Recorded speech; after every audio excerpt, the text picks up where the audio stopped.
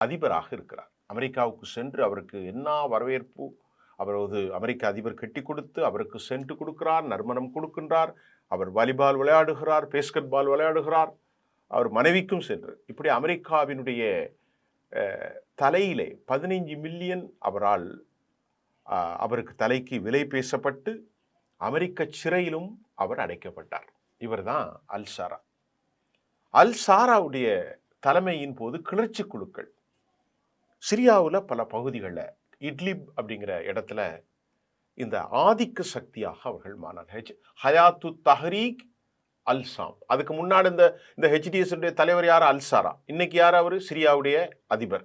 அமெரிக்காவர் கௌரவிக்கப்படுகிறார். அதுக்கு முன்னாடி என்ன செஞ்சாரு? $15 மில்லியன் அமெரிக்கா அவருடைய தலைக்கு பரிசு கொடுத்தாங்க. எந்த இயக்கத்திலாம் இருந்தார்? அல் கொய்தாவில்